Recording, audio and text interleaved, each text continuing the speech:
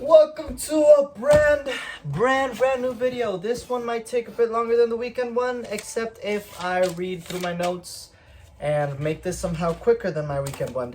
Today we are going to be ranking Taylor Swift albums from my least favorite to my most favorite.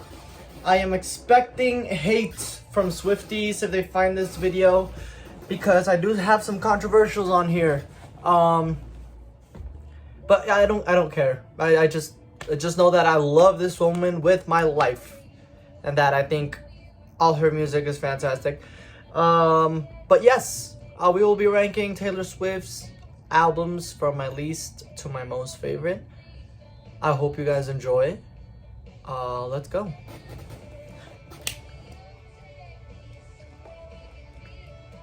Down in dead last place, number 9 is Lover. Now, I was extremely excited about this album when it was announced. Because when the first single dropped, my excitement went from here, just boom, because as you remember, the first single was Me, with Brendan Urie. So I think you understand why my excitement went down for the album. Nevertheless, it was a Taylor Swift record. I was excited to hear it, and I was left disappointed. Extremely disappointed. I would love to say that Taylor Swift has never made anything below a 6, which is incredible for a career as long as Taylor Swift's, but that's not true, because she made Lover. Look, this album feels like nursery rhymes to me. A lot of the production is very childlike, and not childlike like, let's say, like Melanie Martinez childlike, just childlike a 2-year-old would enjoy this. It just feels so repetitive. A lot of the songs have this chippy, happy feeling towards them, but I just can't get involved in it. I can't. I mean, there's songs like Me, there's songs like London Boy, I Think He Knows, Paper Rings. These all just feel like nursery rhymes to me. The production is very similar in all of them. Not similar in terms of they sound the same, but similar and they have the same tone. And I understand that's what she was going for, but it also doesn't help when the writing is kind of flimsy, which is weird for Taylor Swift, because even in her early days, the writing wasn't a problem, or at least not a major one. But yeah, when you have songs like Me and London Boy, in my opinion, I just couldn't get I couldn't get through with it.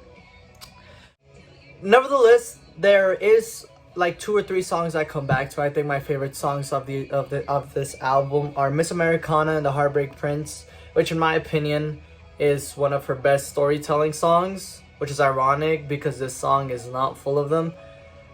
But yeah, False God.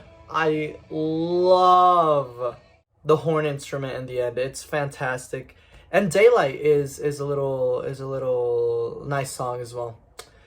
But yeah, if I enjoy 2 or 3 songs out of a 16-track album, is not very good. This album is a 3.5 to a 4 out of 10, and definitely her weakest. At number 8, we are going to jump from bad to okay, which at this point, everything after Lover is enjoyable. It's Taylor Swift. Yeah, look, I've always been vocal that if there is one genre I can't really stand, it's country. And that's how Taylor Swift started. Now, I'm not going to take points off of it for being country, because that's just the genre that she was going for.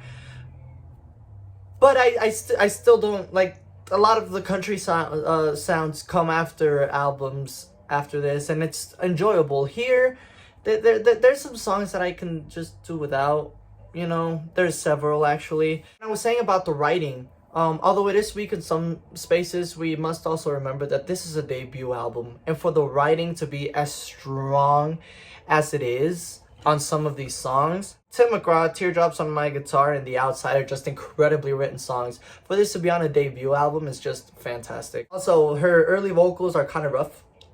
Maybe that's the mixing and not Taylor's fault. But it's a decent 6 out of 10.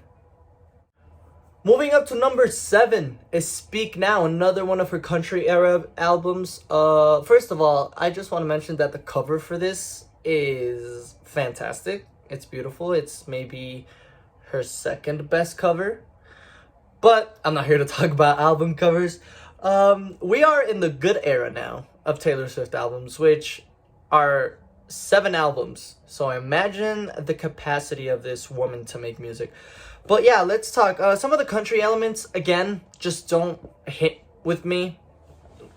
That's not against Taylor, it's against the genre. I've never been a big country fan at all. But that doesn't mean that there are some good, amazing songs on here. I think the writing, this is, I think, her second album. I think as a sophomore album, the writing just increased in level just so much. Like, to a point where I was surprised on how good some of the writing was on this album. Like, Enchanted and Dear John. It's just, they're immaculate. I think they're my favorite songs of this album. And as they should, because they are fantastic. I am excited to hear Taylor's version and some unvaulted songs out of this. But for now, this sits at a nice 7 out of 10. It's a good album. Sitting in at number 6 is Fearless. And for these, I'm going to be using Taylor's version because that is obviously what she's going with now. And if Taylor wants Taylor's versions to be viewed as her albums, then that's what I will do. But yeah, Fearless, Taylor's version, was the first album that she re-recorded. It was a major improvement to the original. Because the original, for me, doesn't really, you know... I think I said it in my top 10 albums of the year. The original doesn't really do much for me. But Fearless was a real improvement. I don't know if it was a production. I don't know if it's her matured vocals that just made me connect more to the music. But yes, I think Fearless is a good album. And other than that, I'm just happy that she's able to now call her music after the piece of shit that Scooter Braun is. But yes, Fearless, Taylor's version. If I had to pick, I mean, there's classic songs on here. My favorites, Love Story and Mr. Perfectly Fine. Those are my favorites. And this one also sits at a nice 7.5 out of 10. Alright, and number 5 is Evermore. Evermore was the second album she released in 2020. The second surprise album that she released in 2020. Now, other than Griselda, I don't see a lot of artists dropping more than twice a year. And Taylor Swift did that. And much like Griselda, they were both high quality albums.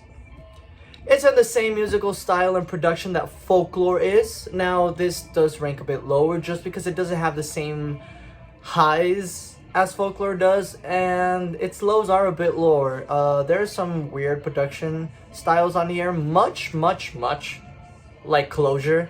I think the weird guitar riffs in the beginning of Closure are really odd to me. I also think Gold Rush, Long Story Short are just okay songs. They kind of just fly by me. But other than those 3 songs, this album is immaculate. I think it's a really good album. I can't listen to Happiness without crying, and that's a good thing because her songwriting in both Folklore and Evermore just escalated 10 times in it than how already good it was. If I had to pick my favorite songs off of this album, it'd be Evermore, Marjorie, and Nobody No Crime. Oh my god, Nobody No Crime. Weird, because it's the most country song in the whole album, yet I don't know why I love this song so much. I think it's a fantastic album. 8 out of 10. At number 4 is Red, Taylor's version. I was scared for this album to be touched, manipulated in any way. Not because I doubted Taylor Swift, but just how much this album I grew up with.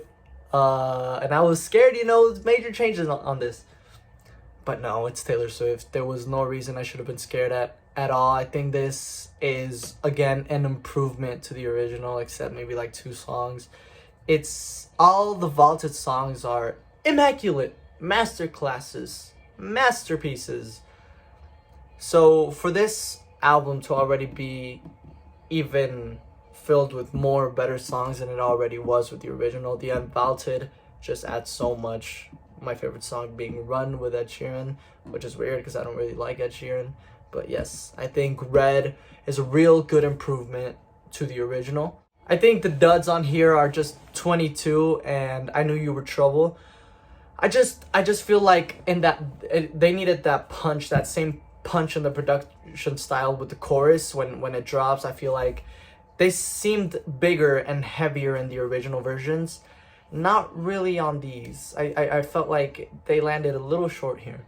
We obviously need to talk about All Too Well, the 10-minute version, how it is the best song of last year, and how perfect it is, and how it complements the original so much and so much better. It's perfect songwriting and storytelling. It's what Taylor Swift does best for me, to be honest, and the 10-minute version is just fantastic. And yes, it is my favorite song of the album. This is a 8.5 to a 9 out of 10. At number 3 is the pop classic. Okay, the pop classic. Teenage Dream is a pop classic. Multiply is a pop classic. Prism is a pop classic. Anti is a pop classic. But you know the quintessential pop classic is 1989 by Taylor Swift. This album was everywhere, and not just one hit, not just 2 hits, not just 3 hits. It's 4 or 5 hits on this album. It is fantastic what she's able to do with this catchy pop genre. And she did it to perfection. We finally get a 100% pop album by Taylor Swift. The transition from country pop that was in Red to 1989, which is full-on pop, is just seamless. It's amazing how well she does in both genres, and how she's perfected them both as well. I mean, 1989 was a game changer for the pop game. I don't care what you tell me. Even to the point that even songs like Shake It Off, which might be a bit cringy, still stand up to this day because of how damn catchy the production is on this pop album. It is fantastic. Pop is crazy to me. Pop can either be a big hit or a big miss. And with Taylor Swift, other than Lover, it's nothing but hits. All the singles on here are classic, just classic songs. Style, Shake It Off, Blank Space, Wildest Dreams. In my opinion, Wildest Dreams is not just my favorite song of this album, but my favorite Taylor Swift song of all time. And I'm glad there's now a Taylor's version for it, because now I can stream it and she gets money. Oh yeah, 10 out of 10. Definitely, 10 out of 10. Top 2, top 2, top 2, top 2. It's Folklore. I bet a lot of you people expected Folklore in my number 1. Nah, it's a number 2. But let me tell you, this shit is also a classic. It's perfection. It's perfection. It's timeless. It's absolutely timeless. It's... Again, if she made a seamless transition from country to pop, she made another seamless transition from whatever the hell Lover was to Folklore. It left me surprised. It was honestly shock value the first 2 or 3 times that I heard it. And it still holds up. And it will for years and years to come. First of all, this indie folk production style is fantastic. I love, they almost seem acoustic songs. It's amazing. The songwriting on this album is also so good. If her storytelling and songwriting were already fantastic, this just steps it up by like 10 times. It's insane how better she got. And she was already crazy good as it is. There's not a single bad song on here. Not a single bad song. But if I had to choose my favorites, I'd go with Cardigan, Exile, and my personal favorite of this album is 7. Another 10 out of 10. Classic and timeless. Other than Lover, this is my controversial one. It's Reputation. So following 1989 and following the entire second part of the drama with Kanye West and Kim Kardashian and even Katy Perry, she went into silence. Radio silence. Not a peep from her. She came back with Reputation. It's this dark era. This like dark, I don't want to say emo because no, but it's this dark, grounded, I know what I'm about shit from Taylor Swift. And this is what I love about this album. In fact, I can even say Folklore is a better album than Reputation. But the amount of love I have for this album and what Taylor Swift felt and did with this album, it's just enough to put it as my number one. There's something so beautiful for me about the fact that Taylor Swift said, fuck it. I'm making my own image. There's no reason for the press and other artists and media to make my image for me. I'm doing it for myself. And this is why I love Reputation so much. It's a reimagined Taylor Swift. She went from cute pop girl 1989 to I know what I'm about in Reputation. It's so good. And let's talk about the music. I think the love pop songs that she does have on here are still really good.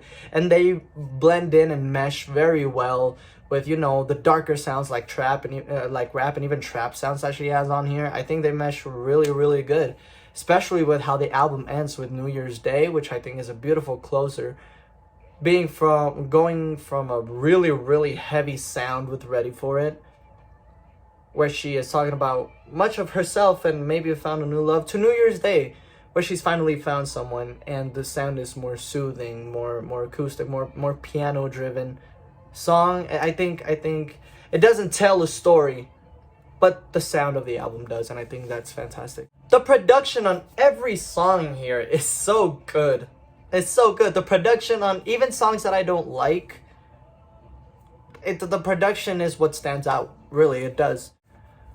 Those songs I'm talking about are Gorgeous. I don't really like Gorgeous, especially the bridge. I think the bridge reminds me of that Lover era, which I know came after, but I feel like maybe that was an inspiration. I don't like the bridge or the song in general of Gorgeous.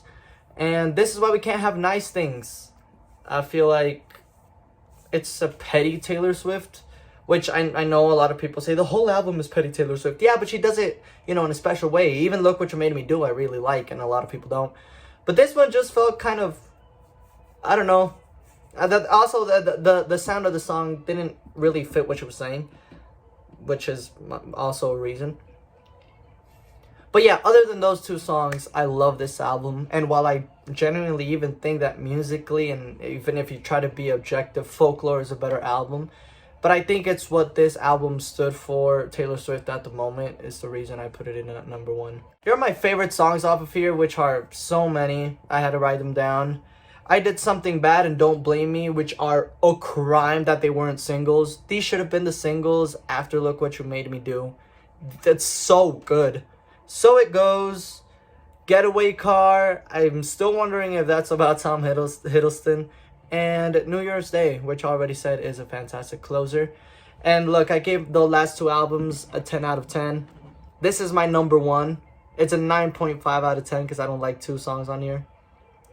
But it's what it means like to me and what the public reception that it gave me from Taylor Swift, what that puts it in as my number one.